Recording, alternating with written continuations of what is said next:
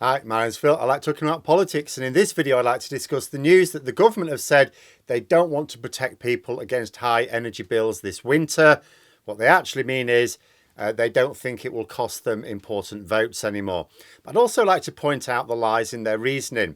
But first, if you'd like to be notified of daily news and politics, please subscribe to the channel. So when it came to the so-called financial support for rising energy bills last year, let us bear a few things in mind. First of all, the Conservatives resisted putting any support in place at all. This includes Rishi Sunak whilst he was Chancellor. The Tories were happy to see bills rising as the excessive profits also rose for oil and energy companies. The only reason they acted at all, albeit very late in the day, was because it was going to hit their target voters. Even then, they still allowed energy prices to double when they had alternatives. Now Grant Shapps, the energy minister, is saying that the government don't want to offer financial support this winter, but they'd rather cut taxes instead. Politically, let's be clear about why this is. It's because they don't think that putting support in place will win them any important votes, or that failing to put support in place would cost them any important votes. If it transpired come this autumn that they were going to lose a lot of votes from not putting support in place, the support will magically appear. Now, as many of their target voters will still be struggling with the cost of living, it does sound like an odd conclusion to jump to, and surely they will have to put that support in. But it may well be that they've effectively already lost those sort of struggling middle class votes anyway because of the mortgage crisis.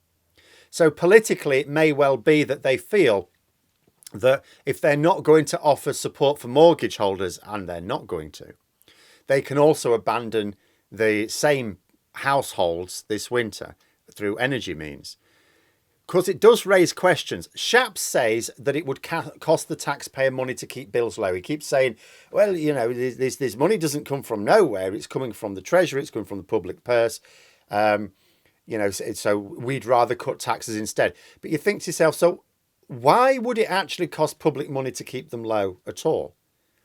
See, never mind the fact that what they should have done last year was taxed windfall profits to keep bills low. So what people were urging them to do is tax the windfall profits from the oil companies, use the money to compensate the energy companies for the higher wholesale price of gas, and then the bills would hardly have had to go up at all. But now you think, what is the need for the higher bills now? See, we were told that the reason the prices had to double was because of the high cost of gas, full-scale invasion of Ukraine and all that.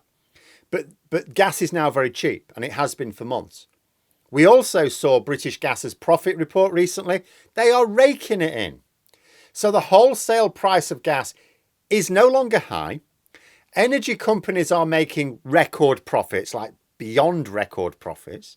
The fact of the matter is, unless I'm missing something, Ofgem could bring the energy price cap down to roughly 2021 levels, maybe slightly higher, and it wouldn't cost the Treasury a penny in compensation. It would just mean the energy companies would no longer be making those excessive profits, but they'd still be making the same sort of profits that they planned for in their business plan. So as I say, there may be some extra costs, wage increases and so on for workers in these energy companies. So maybe a little bit above 2021 levels, but it wouldn't cost any extra public money to bring it roughly down to that level. And of course, even if it was a little bit above 2021 levels, it would still be a hefty price reduction compared to now. Also, it would reduce the level of inflation. It's absolutely mind-boggling. Rishi Sunak is desperate to get inflation down. He's concerned that inflation is not coming down as quickly as forecast. This is something his government could do to get inflation down, and it wouldn't involve a penny of public spending. It's absolutely incredible that the Tories are so wedded to this misplaced principle of not interfering with corporate greed that they will not take action which would be popular with their own voters, and it would not harm investment because they would not be touching the business plans of any energy or oil company. And why are they so wedded to this ideology? See, they try to claim that a light touch government leads to more economic growth, But oil and energy companies are raking in absolutely massive profits, unheard of profits. Where's the economic growth? Even the Tories admit that taxes are high, growth is low, and borrowing is high. Well, why is this if these massive corporations are making such massive profits, and allowing them to make massive profits means that we boost the economy and we boost tax revenues? How come that's not happening then? So let me explain what is going to happen here. So energy bills are going to remain artificially high this winter. As a consequence, people will have less money to spend. That depresses economic growth. And at a time when we need the economy to be boosted, we get a lot of retail activity normally autumn and winter. But that won't happen to the same extent because people will be struggling to pay the essential bills. Now, because energy bills are high, inflation will remain higher than would otherwise be the case, again artificially. Next year, energy companies will publish their reports and we will see headlines of historically high profits again. The economy will remain stagnant, taxes will remain high, and borrowing will also remain high. By allowing these artificially high energy costs, the government are effectively dictating where money is spent in the economy.